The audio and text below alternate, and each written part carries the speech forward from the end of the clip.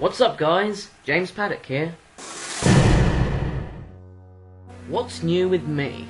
Well, what's new is the fact that I'm done with school. I'm officially no longer a student in secondary education. My next stop is university. The plan is, at the moment, to go to a good university in Perth, Western Australia, because of the family moving there at the end of 2012. Not the whole family, mind you. And that's going to be a rotten shame, you know. Leaving nearly everyone behind. Last week, I said that I was struggling to sleep, and I attributed that to my relatively poor state of health and lack of exercise. So, I've been attempting to get fit on my rebounder.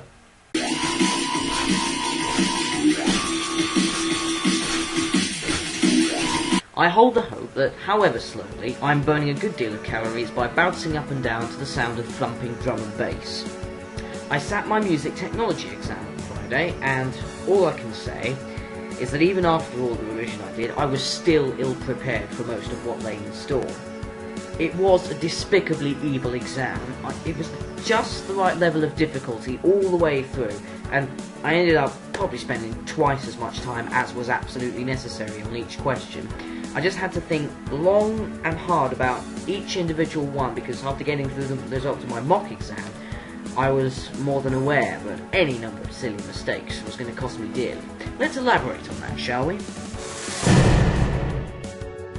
Apologies in advance, but this week's rant is going to be dedicated to something else which is fundamentally wrong with me personally. Although this time, I believe I'm slightly more justified in complaining about it because it's not something I can immediately deal with. That is, my memory. On Tuesday, I sat my mock exam, and prior to this, I had been doing revision. I mean, you all saw it in the last video. However, on the day of the mock, every little thing that I'd researched and attempted to memorise just went out of my head. I'd even been doing some extra cramming about 20 minutes prior, and guess what? That all went as well. I'm almost considering the possibility that my brain has run out of room. I can't hold in my memory the stuff I've been looking at 20 minutes ago, but goddamn can I remember all the insignificant details from years and years gone by. I remember looking at a bottle of blackcurrant juice when I was 2. I can recall the script of A Bug's Life almost entirely by heart. I can remember several episodes of Thomas the Tank Engine. And I have vividly painful memories of all the times I embarrassed myself at previous schools. Now, I'd really like to be able to ditch all this irrelevant trash clogging up my long-term memory in favour of stuff that, you know, could actually help me later in life. I've no idea why I decided to take a mental snapshot of that bottle of blackcurrant juice 17 years ago, but I did. And it's stayed with me ever since, much to my annoyance.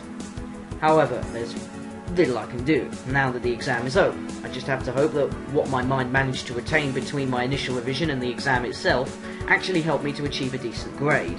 I won't know that for another few months though, so we'll see how it pans out. Rant over.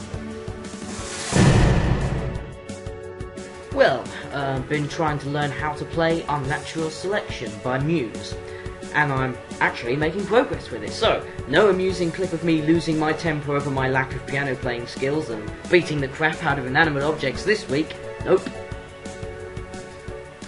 Oh, alright.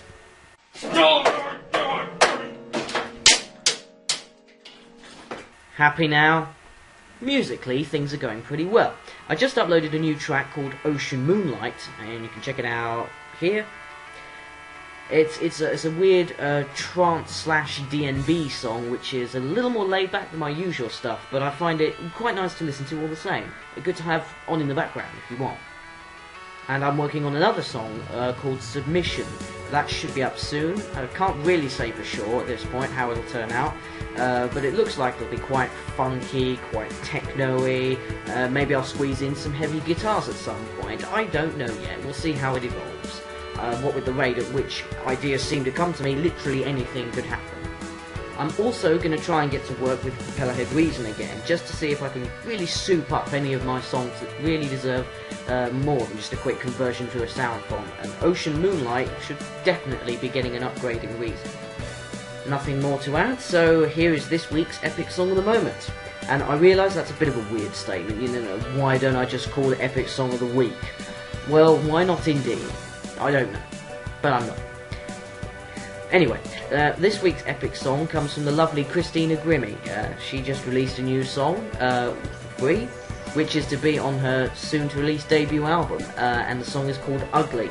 Incredibly catchy tune, a little bit more pop-oriented than my usual choices for epic songs, but please give Christina all the encouragement she deserves. She's an absolutely charming person, and she's very talented. I will link to the song's download link in the description, because I can't add outside links to annotations. YouTube, please fix your shit.